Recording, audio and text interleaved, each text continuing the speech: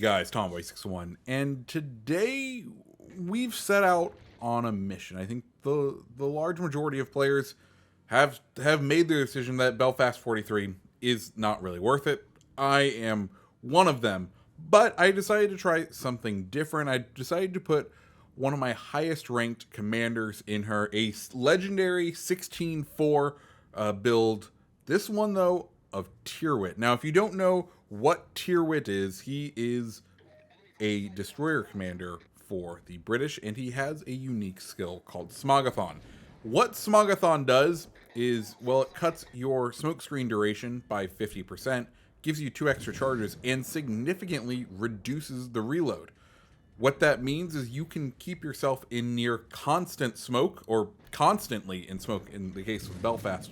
And we decided just to go ahead and play it out, try it out, see how it does. Now, thankfully, in this game right here, we get a free early smoke screen by our Akazuki right there. He smokes up, and we're like, well, he's clearly trying to tell us to go ahead and start engaging this battleship right here, and we are going to do just that. One of the other nice things about Tyrwit is we do have access, because he is a destroyer commander, to Perceptive. So we do get the indicator telling us where the closest ship is, which does help Belfast out a lot. She is a very powerful counter to destroyers, so having a ability to sniff them out, is absolutely a huge deal. Anyways, enemy Benson pops up. I think he probably saw the Akatsuki and was like, well, I can definitely take him on. And we will go ahead and remind him that there's more than just the Akazuki sticking in the smoke. I think that's what, 2 salvos down, and just one more to go ahead and finish him off.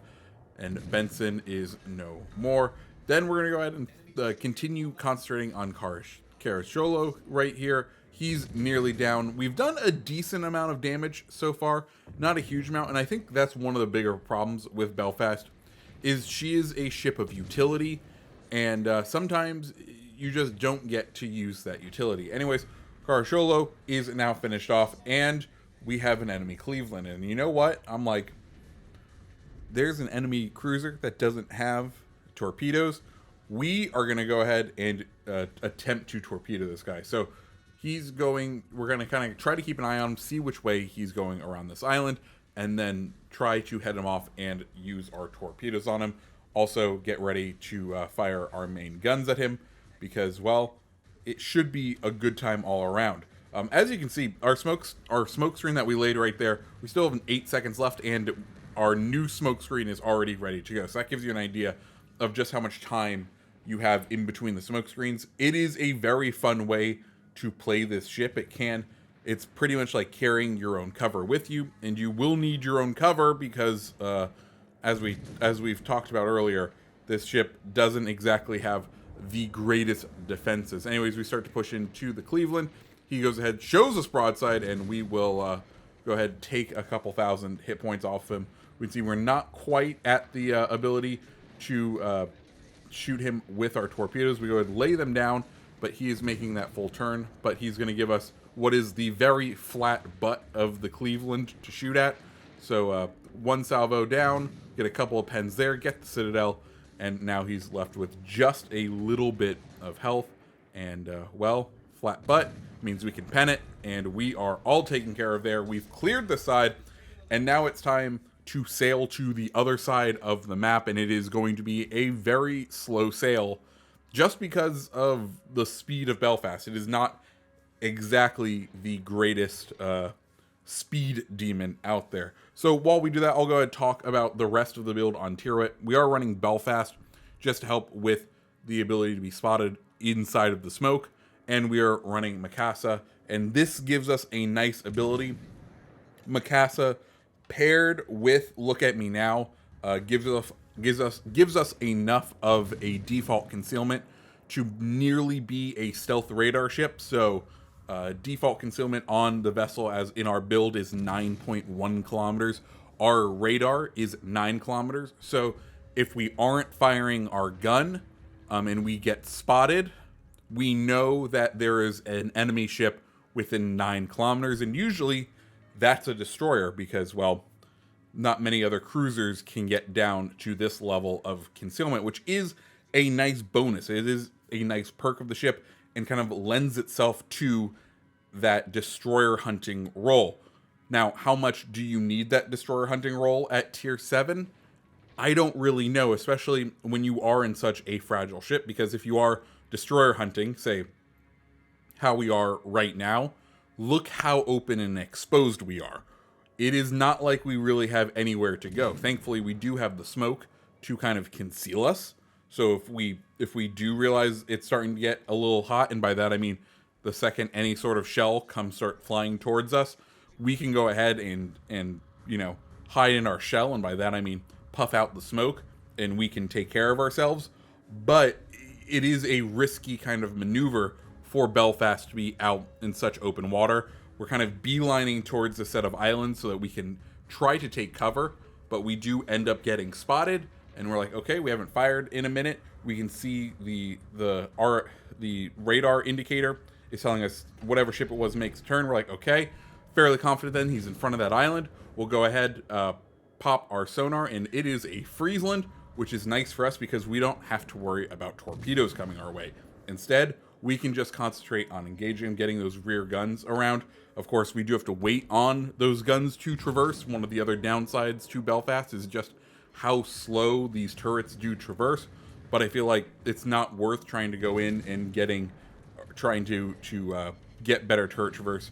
Sadly, Friesland does escape. Our radar runs out, but we've definitely mangled him. I think we've made it possible for our Benson there, who's a little down on health, but he should be able now to engage that Friesland. We know that Friesland does have twist and track, so we want to just kind of keep an eye on him, though Benson, of course, has picked up the moniker of being the closest ship to him, so we're not getting tagged back by it, but we just want to play this smart. So Benson looks like he's going to push straight through the smoke. Charles Martel pops up over there. We'll start to try to engage him, see if we can get the Friesland to start shooting at us, and see if the Charles Martel wants to start trying to engage us. We kind of pop off the radar there. We do have to be careful here because the Chuck Martin's AP, as Meta Jerk would put it, ain't nothing to futz with, and we do not want to get slapped around by that thing.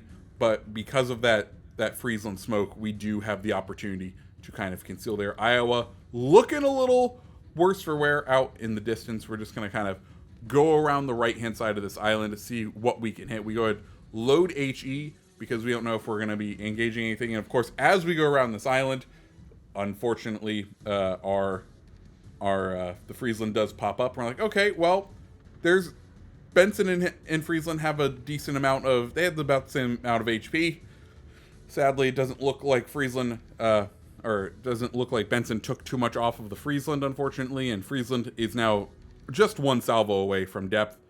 We'll go ahead and line him up and put him out of his misery with this one salvo. He's all taken care of. Excellent. We go ahead. Okay, time to start engaging the Charles Martel, or the Charlemagne, and he doesn't have much HP, and he's gone. So now we are left with 4 kills and only 1 enemy to go. And if we can nab him, I think this will be one of my lowest damage Krakens at tier 7. We are going to go ahead and try to push. Haven't needed the smoke screen so far, but we do need to be careful because Scharnhorst and its turrets could absolutely devastate us. Torpedoes coming in from the Charlemagne. We need to turn in or turn out, line ourselves horizontal with those torpedoes. Thankfully, we're able to do that in time. None of them are able to hit us, and we do get a fire set on the Scharnhorst, which is exactly what we want. Well, one more salvo, and we need to start lining ourselves up. Flip the turrets around, try to start engaging this Scharnhorst for when he gets around the other side of the island. Of course, the rest of our team is very interested in this Scharnhorst, as he's the last player. There's no need to capture the base with, 7-on-1. Odds are fairly well in our favor, especially with this Scharnhorst being so far out. His armor doesn't really stand a chance. We get another fire on the Scharnhorst right there, and we're not going to have much time left to engage him because he is going down and going down rapidly. And with that said, he ends up going down. We're finished out. The Belfast 43 with tier wit, is it worth it? It's definitely a different way to play it. It's a little bit more fun, but once again, Belfast just doesn't have the armor to stand out in tier 2. We end the match with 2,163 XP and 4 kills, tying the top Bismarck player. Overall, fun game, but I would say tier wit, a good freemium commander to put on if you have him ranked up enough, but not the best. So with all that said, guys, if you liked the video, go ahead and hit the like button, hit the subscribe button, and I hope you have a fantastic rest of your day. See ya.